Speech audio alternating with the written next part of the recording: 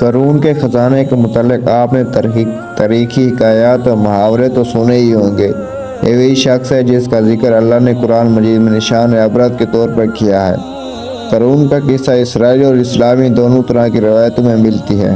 یہ بنی اسرائیل کا وہی امیر ترین شخص تھا جس کے خزانے کی کنجیاں 300 اونٹوں اور خچروں پہ لادے جاتے تھے، اور ہر کنجی چمڑے کی ہوتی تھی جو ایک خزانے کی چابی تھی۔ تاریخ انسانی میں شاید قارون سے زیادہ دولت ثروت کی کسی شخص کو عطا نہیں کی گئی۔ قارون حضرت موسیٰ علیہ السلام کے چچا یسور کا بیٹا تھا۔ وہ نہایت ہی حسین و خوبصورت آدمی تھا۔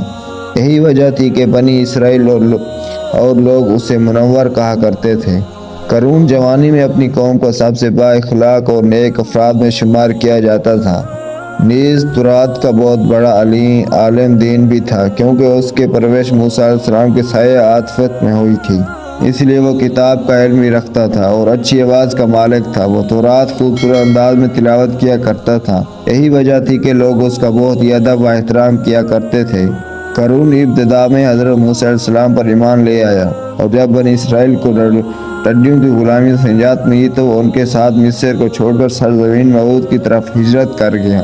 وہاں اس کے حالات ایک دم سے بدل گئے اور اس کے ہاتھ میں بے شمار دولت آئی۔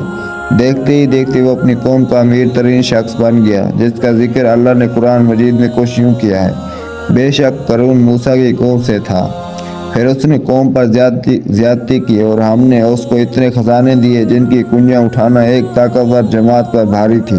ایک جگہ فرمایا، جب اس کی قوم نے کہا اتراؤ نہیں، بے شک اللہ اتارنے والوں کو پسند نہیں کرتا، اور جو مال تجھے اللہ نے دی ہے اس کے ذریعے آخرت کا گھر طلب کر، اور دنیا سے اپنا حصہ نہ بھول، اور احسان کر جیسا اللہ نے تجھ پر احسان کیا، اور زمین میں فساد نہ کر، بے شک اللہ فسادیوں کو پسند نہیں کرتا۔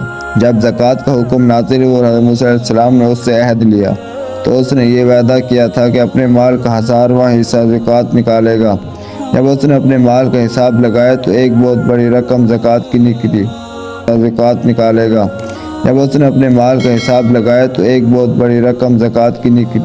لہذا اس کے دل میں حرص اور لالچ پیدا ہو گئی اور وہ زکوٰۃ کا منکر ہو گیا۔ اس نے ایک گندی چال چلی، اس نے بنی اسرائیل میں سے ایک گروہ کو جو اس کی حمایتی تھی جمع کیا اور کہا: اے بنی اسرائیل، موسیٰ نے ہمیں بہت سارے اموار کا حکم دیا جس پر تم لوگوں نے اس کی پیروی کی، اب وہ تم سے تمہارا مال بھی لینا چاہتا ہے۔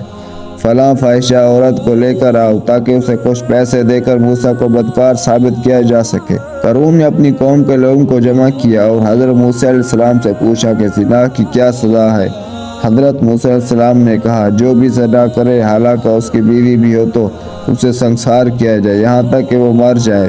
قارون نے حضرت موسیٰ علیہ السلام سے کہا: حتیٰ کہ اگر یہ کام آپ نے ہی انجام دیا ہو تو بھی؟ موسیٰ علیہ السلام نے کہا: ہاں، حتیٰ کہ اگر اس کام کو میں بھی انجام دوں تو یہی حکم ہے۔ قارون نے کہا: بنی اسرائیل یہ گمان کرتے ہیں کہ آپ نے فلاں فاحشہ عورت سے زنا کیا ہے۔ حضرت موسیٰ علیہ السلام نے فرمایا کہ اس عورت کو میرے سامنے لاؤ۔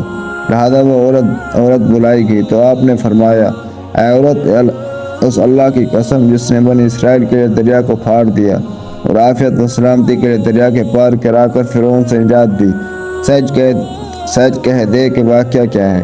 حضرت موسیٰ علیہ السلام کی جلال سے عورت سہم کر کانپنے لگی۔ اس نے مجمع میں عام میں صاف صاف کہہ دیا: اے اللہ کے نبی، مجھ کو قارون نے کثیر دولت دے کر آپ پر بہتان لگانے کے لیے آمادہ کیا ہے۔ اس وقت حضرت موسیٰ علیہ السلام ابتیدہ ہو کر سجدہ شکر میں گر پڑے۔ بے حالت سجدہ آپ یہ دعا مانگنے لگے کہ یا اللہ، قارون پر اپنا قہر و غضب نازل فرما دے۔ لہذا وہ تمام لوگ جو قارون کے ساتھ تھے وہ اس سے جدا ہو گئے۔ موسیٰ علیہ السلام نے اللہ کے اذان سے زمین کو حکم دیا، زمین پھٹ پڑی اور قارون اس کے پیروکار اس میں دھنسنے لگے، اور دیکھتے ہی دیکھتے قارون اس کا مکان اور خزانہ سب زمین میں دھنس گیا۔ جب یہ زمین میں نابود ہو گیا تو زمین کا شگاف دوبارہ بند ہو گیا۔ قارون کے اس دولت کے متعلق بہت سارے تاریخی حکایات نقل کی گئی ہیں اور تا قیامت تک پوری قوم کو نشانہ عبرت بنے رہیں گی۔